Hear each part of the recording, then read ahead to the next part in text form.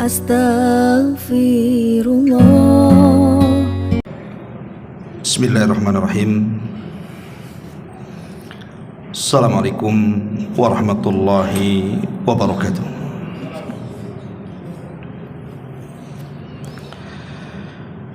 Alhamdulillah wassalatu wassalamu ala Rasulillah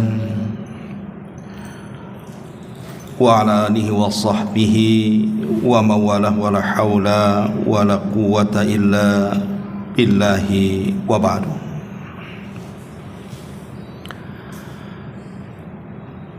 Alhamdulillah, di malam hari ini dengan nikmat Allah Subhanahu wa taala, terutama nikmat Islam, nikmat iman, dan nikmat dapat bermajlis ilmu di Masjid Muhajirin,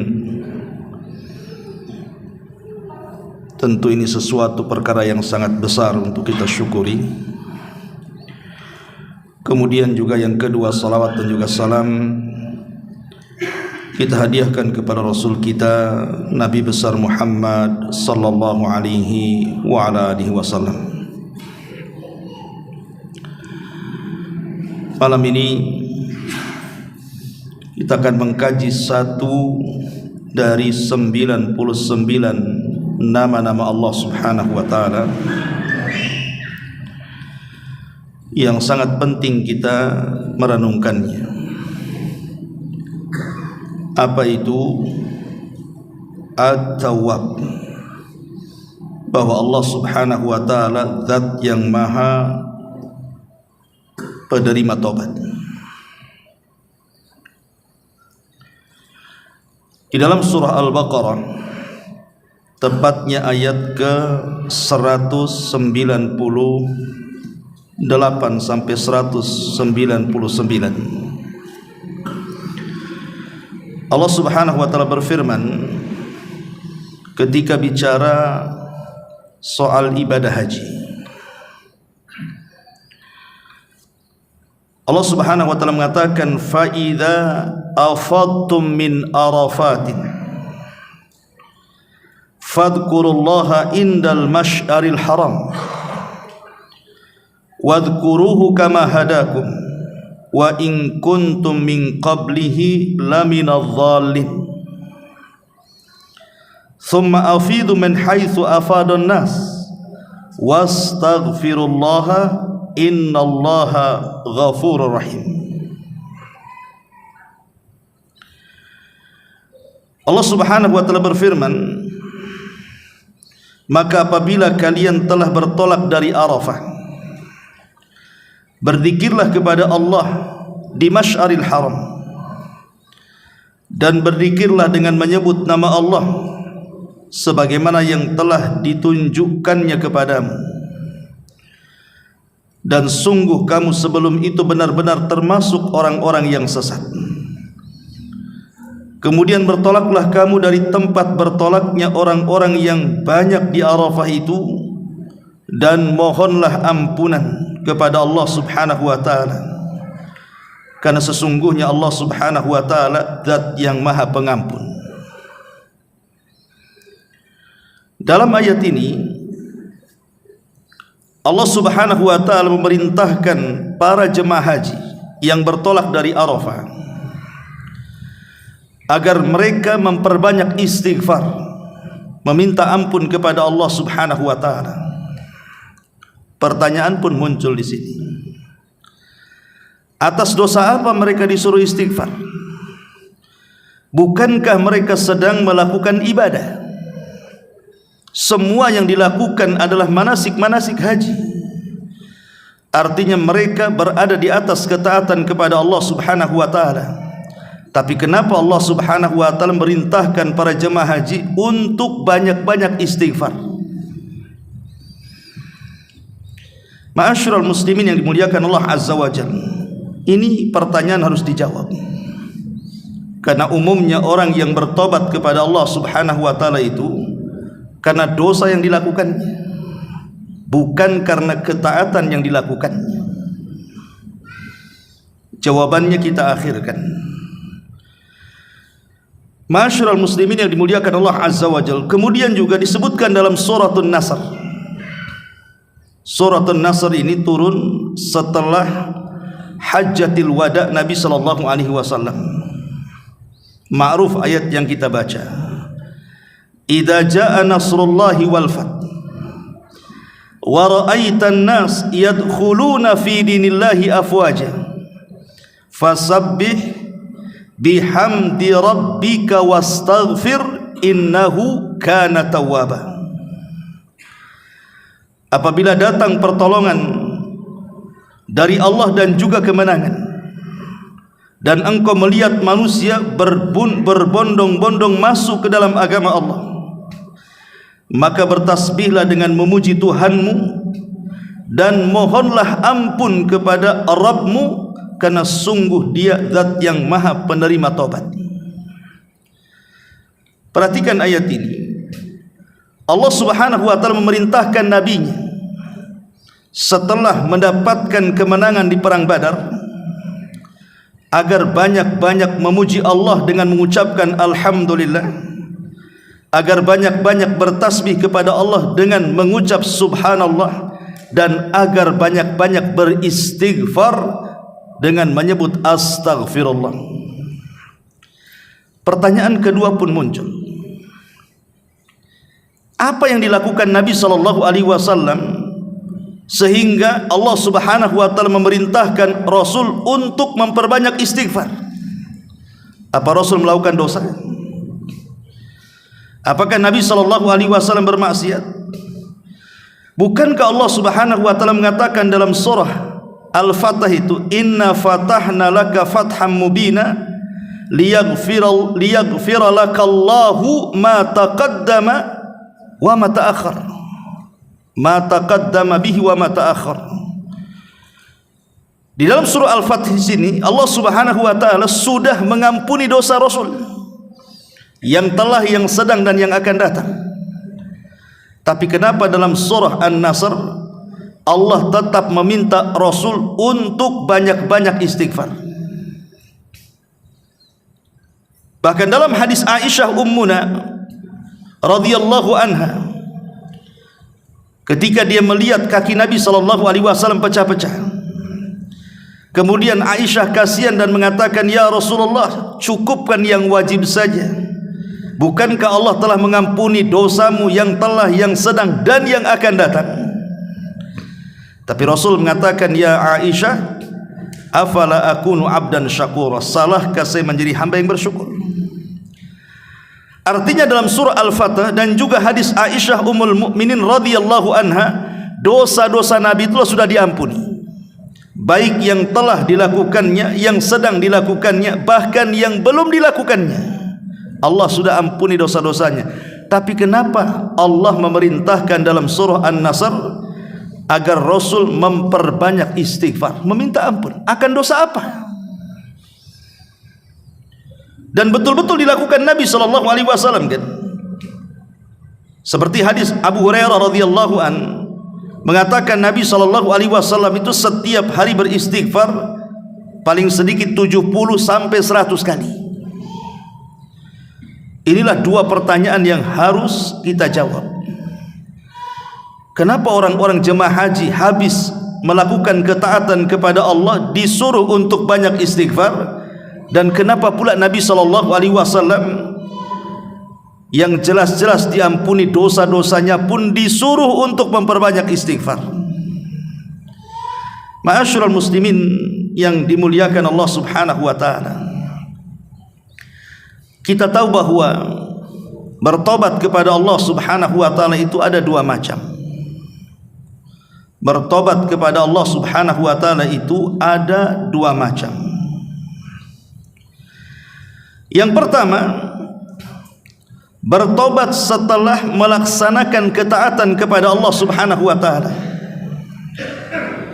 Kenapa? Kita disuruh setelah melaksanakan ibadah, melaksanakan ketaatan kepada Allah, disuruh untuk memperbanyak taubat. Karena dikhawatirkan ibadah yang kita lakukan itu kurang sempurna. Karena ibadah yang kita lakukan itu boleh jadi ada kekurangannya. Jangan cerita kita. Makhluk yang tidak pernah bermaksiat kepada Allah Subhanahu wa taala dan senantiasa mengikuti perintah Allah siapa? Para malaikat. Para malaikat adalah makhluk yang tidak pernah bermaksiat kepada Allah. Wa yaf'aluna ma yu'marun. Apapun yang diperintahkan Allah, mereka lakukan semuanya tanpa ada bantahan. Tapi perhatikan dalam sebuah hadis yang dinukilkan Ibnu Katsir dalam tafsir Al-Azim Ibnu Katsir, inna lillahi fis sama'id dunya malaikatun khusyu'an la yarfa'una ru'usahum hatta taquma as-sa'ata fa idza qamat rafa'u ru'usahum thumma qalu rabbana ma 'abadnaka haqqa ibadatik wa inna lillahi fis sama' ats-tsaniyati malaikatun sujudan la yarfa'una ru'usahum hatta taquma sa'ah fa idza qamatis sa'atu rafa'u ru'usahum wa qalu subhanaka ma 'abadna haqqa ibadatik.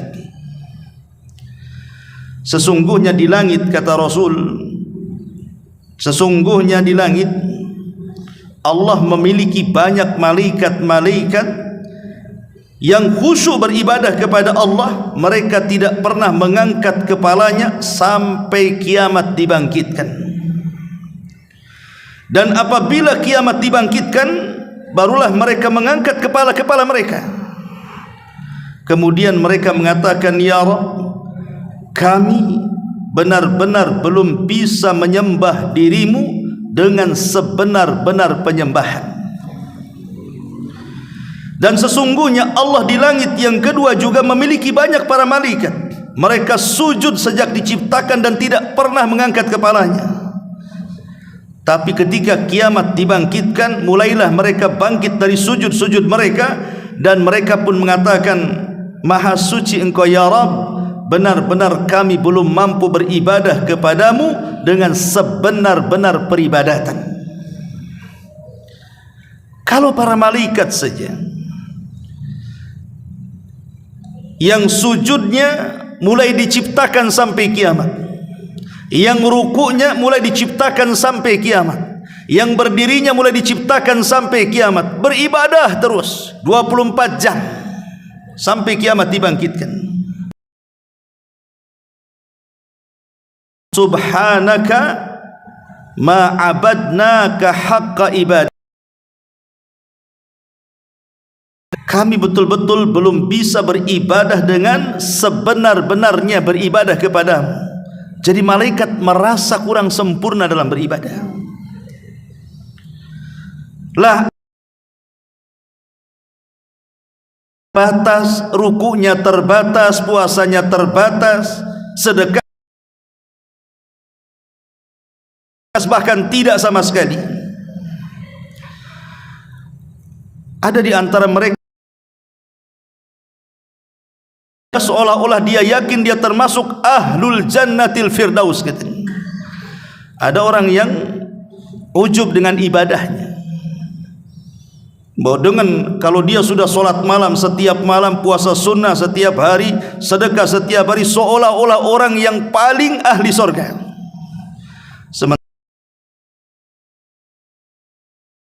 Dan mengatakan, Maha suci Engkau ya Rabb, kami betul-betul belum mampu melakukan ibadah dengan sebenar-benarnya. Maka dari sinilah kemudian pentingnya kita istighfar setelah melaksanakan ketaatan kepada Allah Subhanahu wa taala. Karena boleh jadi dalam ketaatan itu mesti ada kekurangan. Lah kekurangan-kekurangan itulah bisa disempurnakan dengan istighfar. Karena Allah Subhanahu wa taala Tawwabur Rahim, zat yang maha mengampuni seluruh kekurangan kita dan kelemahan kita. Ini yang pertama, ya. Oke, kita tambah sedikit. Kalau kita mengaca diri kita dengan para ulama salaf, dengan salafun saleh, Contoh saja Umar bin Khattab radhiyallahu anhu, yang sudah jelas-jelas dijamin sorga, dan sorganya pernah dilihat Nabi. Bukan dijamin sorga saja, sorga yang dijaminkan kepada Umar itu dilihat Nabi langsung. Ketika peristiwa Isra Mi'raj, Rasul masuk ke dalam sorga. Tiba-tiba ditampakkan sorga yang terbuat dari emas yang sangat megah. Kemudian dikatakan, liman hadzal qasr, untuk siapa istana ini? Kata Jibril, li Umar ibn al-Khattab radhiyallahu anhu. Jadi jelas bukan hanya jaminan sorga, tapi sorganya pernah dilihat Nabi. Dan Umar itu terkenal salatnya, terkenal puasanya, terkenal ibadahnya.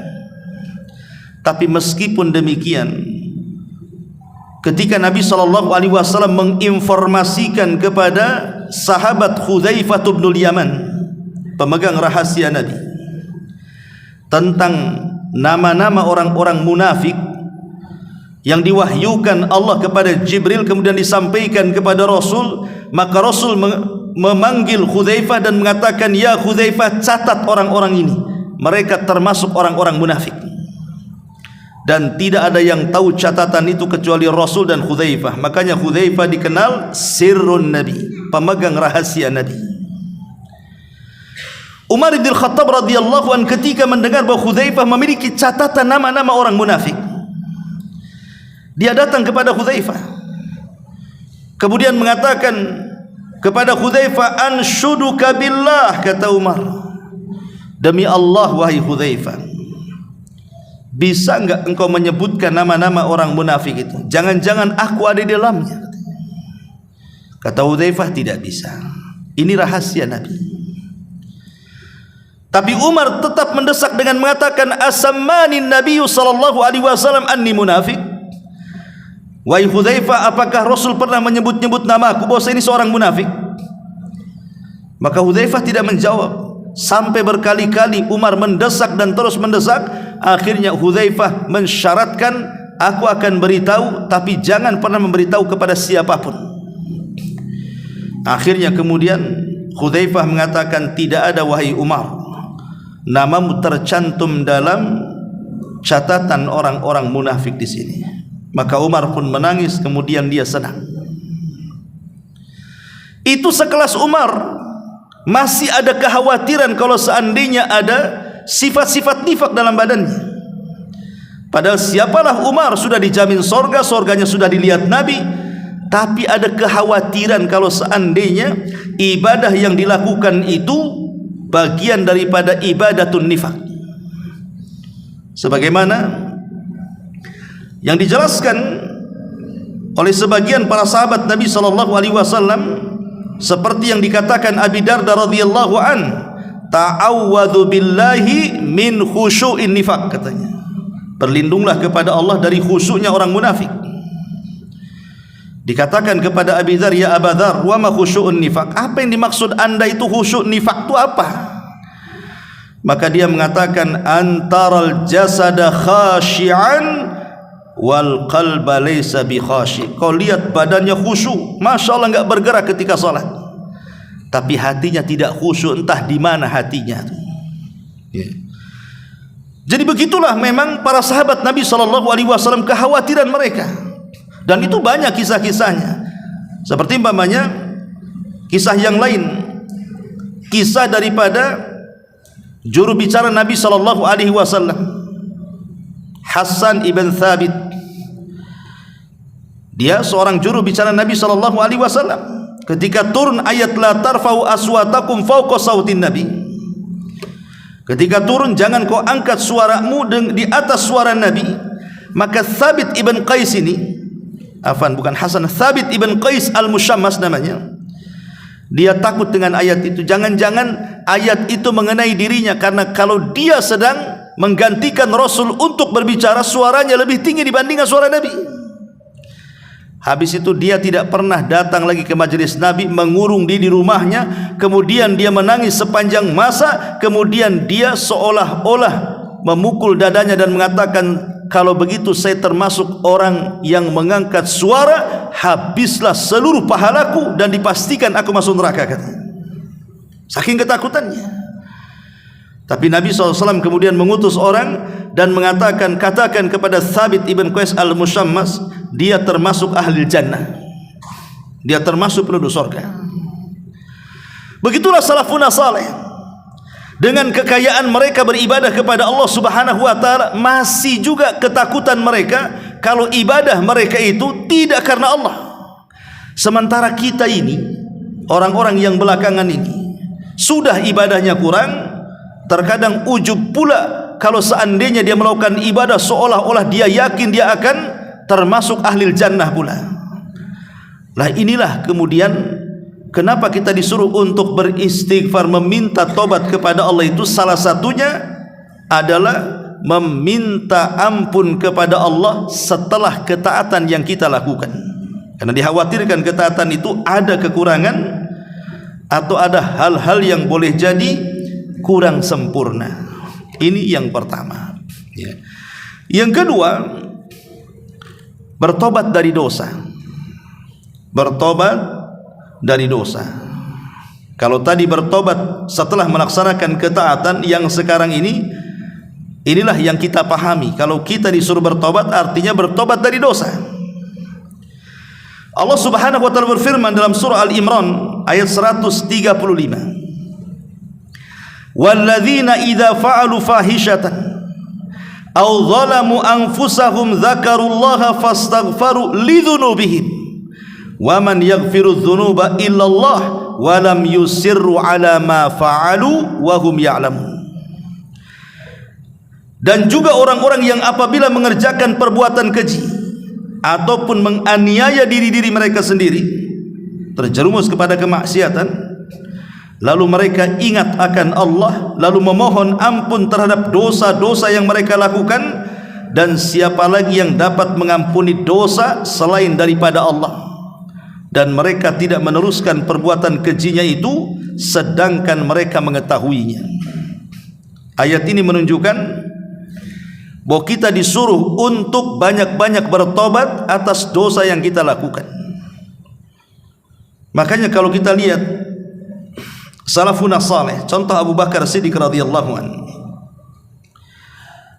dia datang kepada Nabi SAW dan mengatakan, ya Rasulullah, alimni doa ad'u bihi fi salati. Rasul, ajarkan doa untukku agar aku senantiasa aku baca dalam salatku itu. Maka Rasul SAW mengatakan, katakan wahai Abu Bakar, Allahumma inni zalamtu nafsi zulman katsira wa la yaghfiru dzunuba illa anta faghfir li maghfiratan min 'indik warhamni innaka antal ghafurur rahim. Ya Allah, sesungguhnya aku telah menzalimi diriku sendiri dengan dosa-dosaku yang banyak, dan aku tahu tidak ada yang bisa mengampuni dosa kecuali Engkau.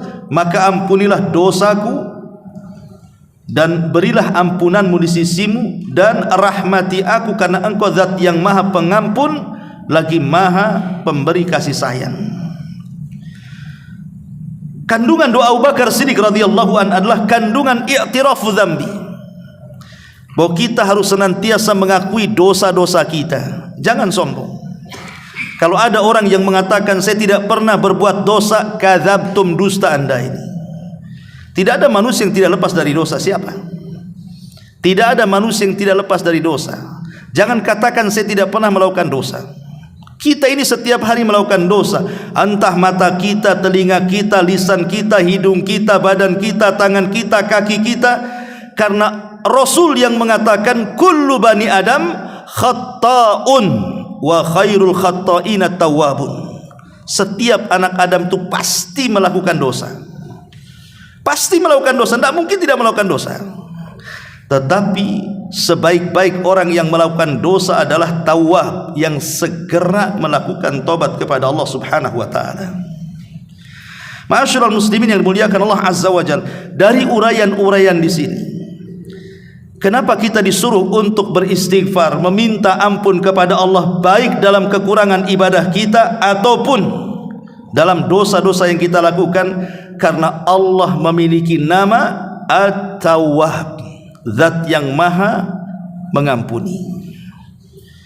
Ma'asyiral muslimin yang dimuliakan Allah Subhanahu wa taala,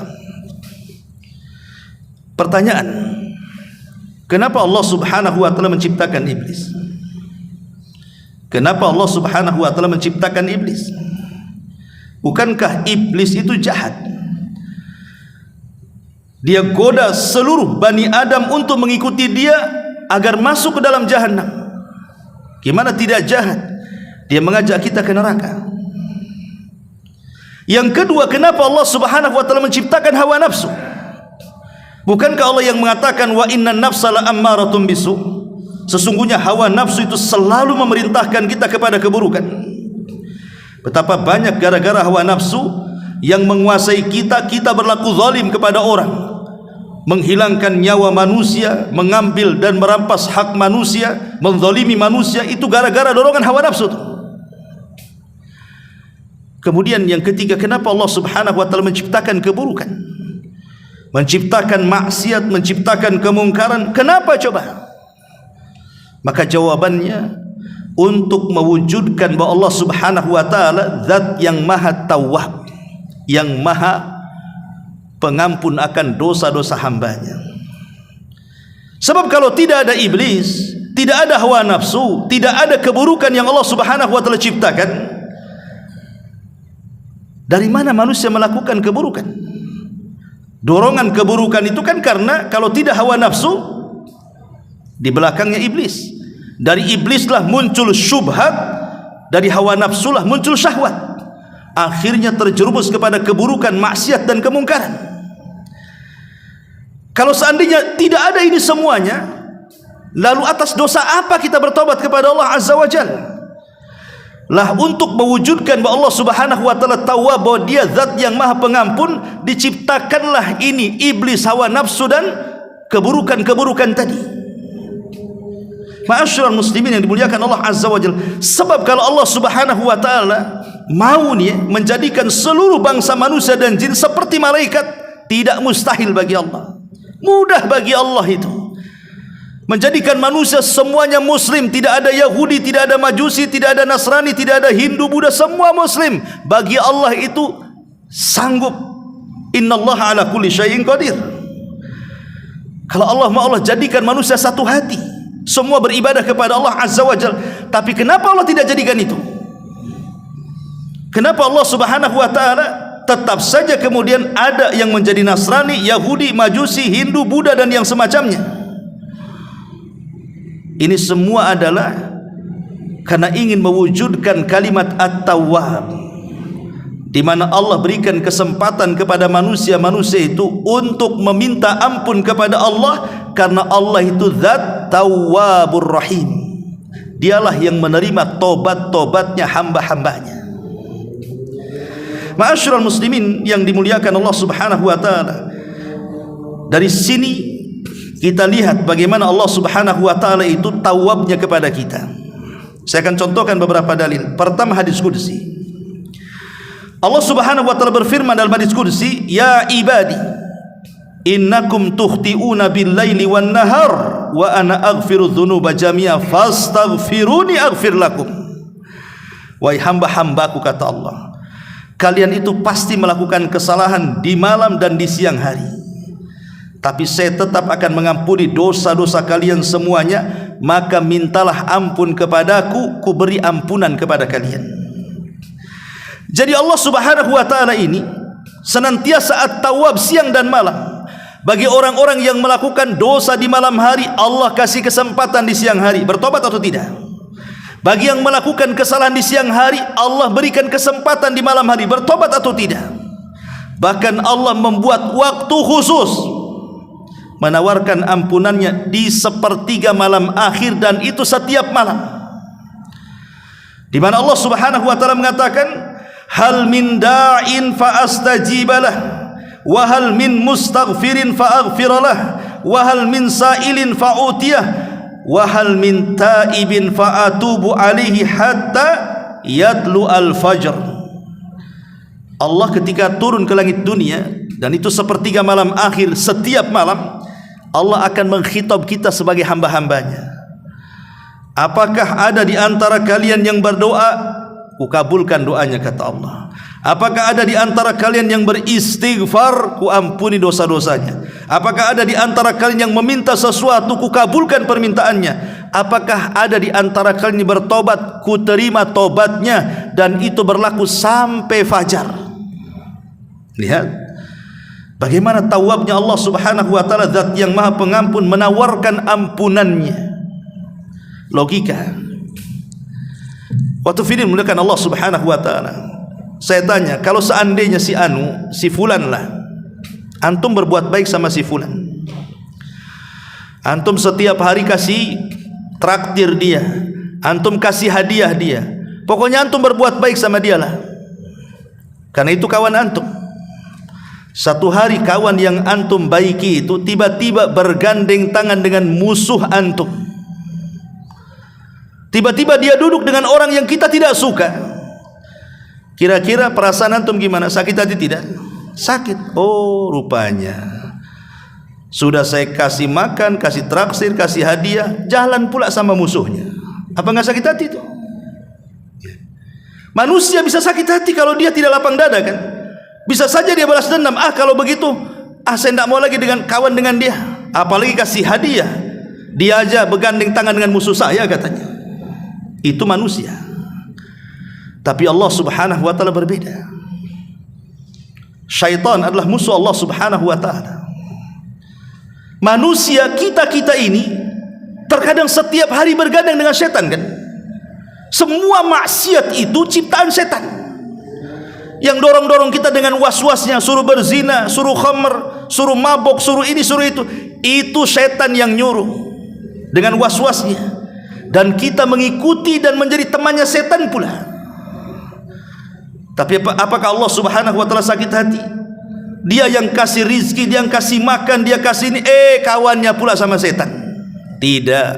Allah tidak sakit hati, tetap membuka ampunannya. Itulah tawabnya Allah subhanahu wa ta'ala di sini. Makanya kalau kita melihat dalam Al-Quran itu, kalimat tawab, Allah maha mengampun, itu biasanya selalu digandengkan dengan kalimat ar-rahim, tawwab ar-rahim, zat yang maha penerima tobat dan zat yang maha penyayang. Kenapa demikian? Kenapa selalu digandengkan tawab dengan rahim ini di banyak ayat dalam Quran itu?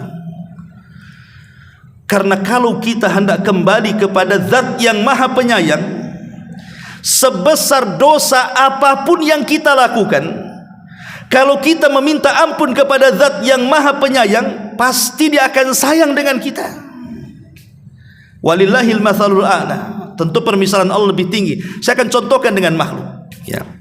Kalau seandainya ada seorang anak melakukan kesalahan, tapi dia tahu orang tuanya, ayahnya itu lembut orangnya, sayang dengan dia, tentu si anak ini, dia ada harapan kalau dia ngomong dengan ayahnya, "Bi, saya sudah melakukan kesalahan, kira-kira dimaafkan tidak?" Pasti dia akan mengumumkakan tuh kesalahannya, karena dia yakin bahwa ayahnya tidak akan marah, karena tahu sifat ayahnya kan. Tapi kalau seandainya dia tahu sifat ayahnya itu jahat, sifat ayahnya itu tukang marah, tentu anak ini tidak mungkin juga akan mengemukakan kesalahannya. Boleh jadi dia lari dari kesalahannya dan tidak akan minta maaf. Contoh saja, Nabi Musa alaihi salatu wassalam. Nabi Musa alaihi salatu wassalam itu sejak kecil sampai dewasa tinggal di rumah Fir'aun. Dan Fir'aun sangat dekat dengan Nabi Musa, sampai dipanggil anaknya, "Ya bunai." Sejak zaman bayi sampai dia dewasa dirawat sama Fir'aun dan ada kedekatan dengan Fir'aun.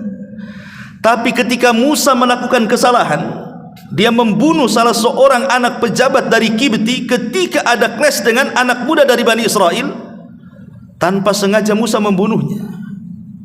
Apakah tiba-tiba Musa kemudian datang kepada Fir'aun minta maaf sama ayah angkatnya? Tidak, karena dia tahu siapa Fir'aun. Fir'aun itu kejam, bisa saja dibunuhnya. Makanya Musa lari ke Madian.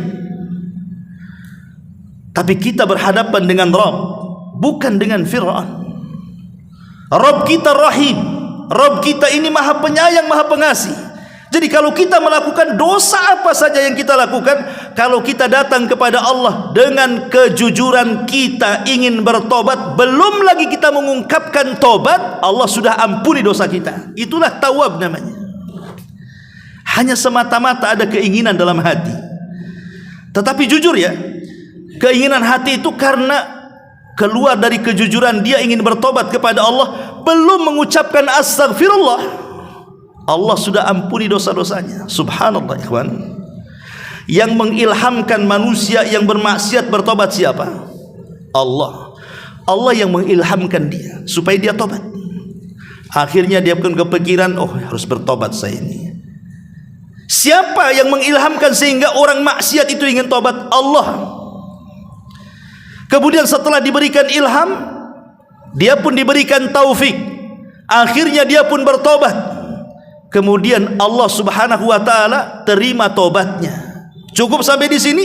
Setelah Allah terima tobatnya, Allah kasih lagi pahala kepada orang yang bertobat itu. Cukup sampai di sini? Tidak. Bahkan Allah perintahkan kepada seluruh malaikat, termasuk malaikat-malaikat pemikul arsy itu, agar memintakan ampun akan dosa-dosa orang-orang yang bertobat kepada Allah Subhanahu wa taala. Bagaimana tidak indah Allah Subhanahu wa taala, coba. Ya. Dia yang mengilhamkan tobat, akhirnya kita bertobat.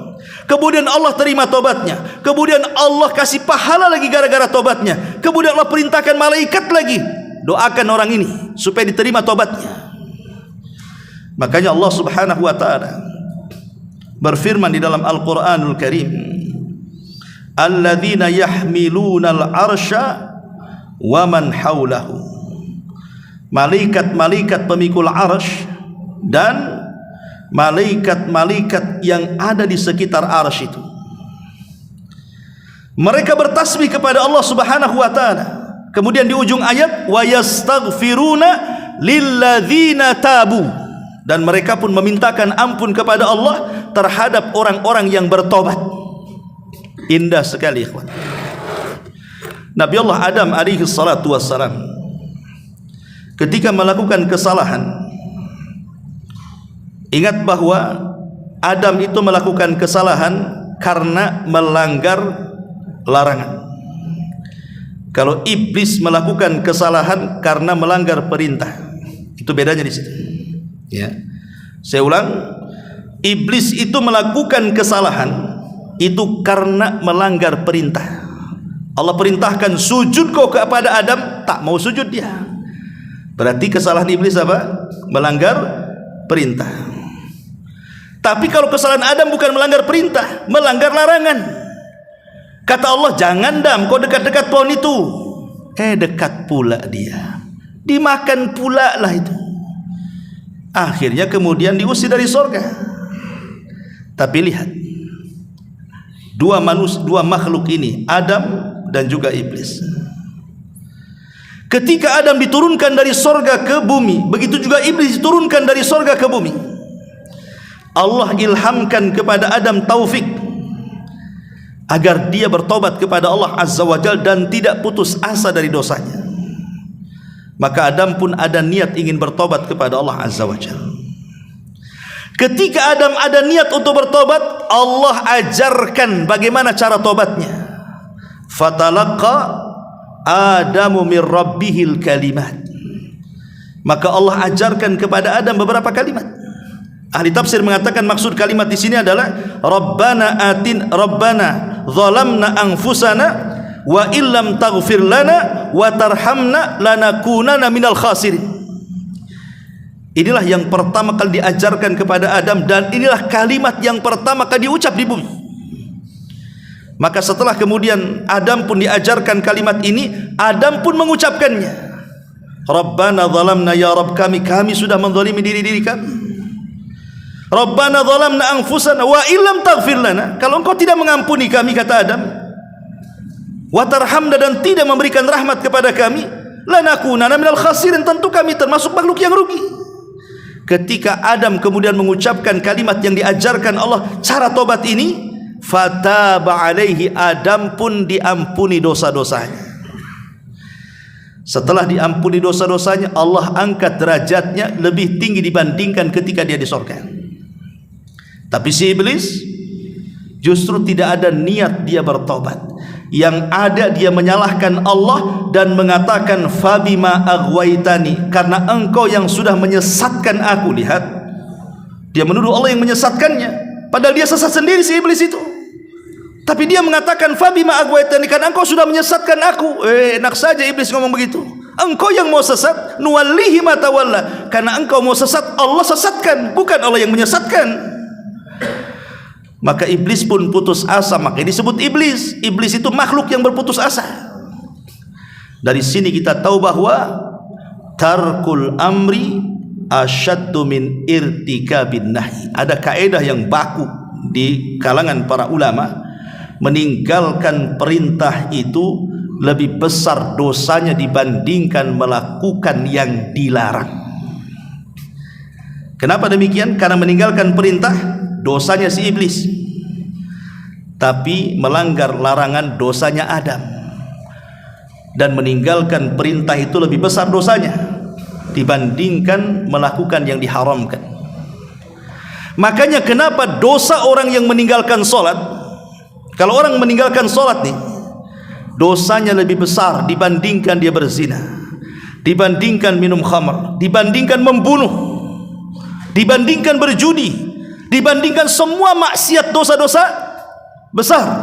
Kenapa? Karena meninggalkan solat itu dia meninggalkan perintah. Kata Allah, solat kamu, aqimus solat, dirikan solat. Tak mau solat pula dia. Tetapi orang yang berzina itu Allah katakan wala taqrabuz zina, jangan kau dekat-dekat, dilarangan di sini. Dekat pula dengan zina.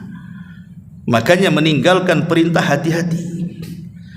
Lebih besar dosanya dibandingkan melakukan yang dilarang oleh Allah Subhanahu wa taala. Karena itu dosa iblis masalahnya. Ya. Dari sini ikhwatul fillah muliakan Allah Azza wa Jalla, bagaimana Allah Subhanahu wa taala mengajarkan kepada Adam bagaimana cara tobat, kemudian dia bertobat, kemudian dapat taufik, Allah terima tobatnya, Allah angkat derajatnya. Itulah At-Tawwab namanya. Allah zat yang maha pengampun. Ma'asyiral muslimin yang dimuliakan Allah Subhanahu wa taala. Setelah kita tahu secara global apa itu makna At-Tawwab, bahwa Allah zat yang maha pengampun, maka asar keimanannya adalah kalau kita sudah tahu Allah zat yang maha pengampun, maka mintalah ampun kepada Allah, karena seberapa besar dosa yang kita lakukan, maka Allah pasti akan mengampuni dosa-dosa kita. Karena kita dilarang untuk al-qunut min rahmatillah, tidak boleh putus asa dari rahmat Allah Subhanahu wa taala. Karena putus asa dari rahmat Allah lebih besar dosanya dibandingkan dosanya. Karena putus asa itulah yang menghalangi orang bertobat, itu masalahnya. Makanya lebih besar dosa orang yang berputus asa dibandingkan maksiat yang dilakukannya. Ma'asyiral muslimin yang dimuliakan Allah Azza wa Jalla, karena waktu juga ada beberapa tempat yang kita disuruh untuk memperbanyak istighfar, meminta ampun kepada Allah Subhanahu wa taala. Yang pertama, Nabi SAW memerintahkan kita untuk banyak istighfar ba'dal wudu, setelah melaksanakan wudu. Tadi saya sudah jelaskan, buat apa istighfar setelah wudu? Bukankah wudu ibadah? Kecuali kalau wudu maksiat. Wudu kan ibadah, masa istighfar setelah ibadah? Ya, karena tadi saya sudah katakan bahwa ibadah kita ini terkadang ada kekurangan, kurang sempurna. Makanya kita disuruh istighfar untuk menyempurnakannya. Lah salah satunya istighfar setelah berwudu. Nabi SAW mengatakan, man tawadza'a faqala subhanakallahumma wa bihamdika asyhadu an la ilaha illa anta astaghfiruka wa atubu ilaik, kutiba fi rikin thumma ju'ila fi tabin thumma yuksaru ila yaumil qiyamah. Kata Nabi SAW, barang siapa yang berwudu kemudian mengucapkan subhanakallahumma, maha suci engkau ya Rabb, wa bihamdika, dan terpujilah engkau ya Rabb, asyhadu an la ilaha illa anta, aku bersaksi tidak ada sembahan yang berhak disembah kecuali engkau, astaghfiruka. Di sini ada syahidnya, kita disuruh untuk istighfar setelah wudu. Ini yang pertama. Yang kedua, ketika masuk masjid. Ketika masuk masjid, kita disuruh untuk banyak-banyak beristighfar. Kata Nabi SAW, idza dakhala al-masjid, apabila masuk ke dalam masjid, maka bacalah rabbighfirli dzunubi waftah li abwaaba rahmatik. Ya Rabb, ampuni dosa-dosaku dan bukalah pintu-pintu rahmatmu. Kemudian yang ketiga, istighfar setelah solat. Makanya saya nasihatkan kalau setelah solat wajib jangan baca yang lain, tapi bacalah istighfar dulu. Kalaupun kita tidak ada waktu untuk wirid, untuk berzikir, tapi jangan tinggalkan istighfar. Setelah salam, assalamualaikum warahmatullah, assalamualaikum warahmatullah, langsung astagfirullahaladzim, astagfirullahaladzim, astagfirullah, kemudian pergi. Kalaupun memang tidak ada waktu, kalau ada waktu, alhamdulillah semua wirid kita baca, kan begitu. Lah faedahnya kata para ulama tadi, karena tidak ada orang solat itu mesti ada kekurangan di situ. Tidak mungkin orang ketika solat itu 100% dia itu sempurna, tidak ada. Boleh jadi dia melamun, boleh jadi kurang khusyuk, boleh jadi kurang tumanina, dan begitu seterusnya. Maka kita bisa menyempurnakan dengan istighfar 3 kali setelah sholat. Kemudian juga yang keempat, istighfar setelah haji tadi yang saya sebutkan, setelah datang dari Arafah, sebagaimana surah Al-Baqarah 199 tadi. Kemudian yang kelima, istighfar indan naum. Ini lebih penting lagi, ketika hendak tidur. Kenapa kita harus istighfar hendak tidur? Karena kita tidak tahu apakah besok kita akan bangun. Jangan-jangan tak bangun lagi, atau dihantar pula ke kuburan.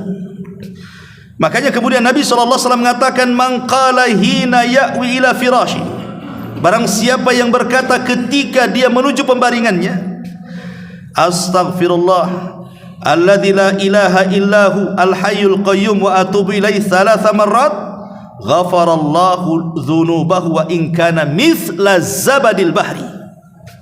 Barang siapa yang mengucapkan sebelum tidur, astaghfirullah alladzi la ilaha illahu al-hayyul qayyum wa atubu ilaih, maka Allah akan gugurkan dosanya. Maksudnya dibaca 3 kali, Allah akan gugurkan dosanya walaupun jumlah dosanya sebanyak buih yang ada di lautan, kata Nabi. Kemudian yang keenam, tentu waktu yang sangat tepat istighfar adalah di sepertiga malam akhir. Kalau kita ingin bertobat kepada Allah dan ingin senantiasa istiqomah dalam tobat, maka ambillah tobat di sepertiga akhir daripada malam. Karena di situ Allah turun ke langit dunia, kemudian mengatakan, hal min mustaghfirin fa'aghfirullah. Siapapun di antara kalian yang mau istighfar, ku ampuni dosa-dosanya, kata Allah. Kemudian juga yang nomor 7, al-istighfar fi khatmil majalis, beristighfar setelah melaksanakan majelis taklim yang disebut dengan doa kafaratul majelis. Ya, istighfar. Karena kita tidak tahu dalam majelis, kan majelis itu bukan majelis ilmu saja. Antum bisa ngobrol di warung, antum bisa ngobrol sama kawan. Yang namanya obrolan orang itu mesti kadang-kadang nyinggung, kadang-kadang marah, kadang-kadang emosi, kadang-kadang rendahkan orang, kadang-kadang namimah, macam-macam kan. Untuk menghilangkan dosa-dosa dalam majelis itu, kita disuruh untuk membaca doa kafaratul majelis. Subhanaka rabbana wa bihamdika la ilaha illa anta astaghfiruka wa atubu ilaik. Karena itu kafarah dosa-dosa kita. Kemudian yang nomor 8, tentunya istighfar ketika usia kita sudah menua. Kalau sudah usia di atas 60 tahun, 70 tahun, perbanyaklah istighfar. Makanya Nabi SAW di akhir hayatnya, ketika turun kepada Nabi SAW, fasabbih bihamdi rabbika wastaghfir. Fasabbih bihamdi rabbika wastaghfir, dalam surah An-Nasr tadi dijelaskan oleh Ummuna Aisyah radhiyallahu anha. Jadi Aisyah radhiyallahu anha menjelaskan kepada kita, maka Nabi SAW ketika ada perintah tasbih, tahmid dan istighfar di masa tuanya dengan turun surah An-Nasr itu, maka beliau gabungkan 3 kalimat ini dalam setiap ruku dan sujudnya sampai meninggal dunia. Subhanakallahumma wa bihamdika Allahumma gfirli. Itulah yang dibaca Rasul di akhir hayatnya. Dalam setiap ruku dan sujudnya, subhanakallahumma wa bihamdika Allahumma gfirli. Ya terkadang subhana rabbiyal a'la atau subhana rabbiyal azim, tapi kebanyakan di akhir hayatnya Rasul membaca doa ini sampai wafatnya beliau. Dari sini ada istinbat hukum bahwa kalau usia sudah lanjut, sudah tua, maka perbanyak istighfar dan yakin Allah itu Tawwab, Zat yang Maha Pengampun. Wallahu a'lam bishawab. Mudah-mudahan ada manfaat. Ini saja. Subhanallah bihamdika asyhadu an la ilaha illa anta astaghfiruka wa atubu ilaik. Allahu ta'ala alam. Assalamualaikum warahmatullahi wabarakatuh.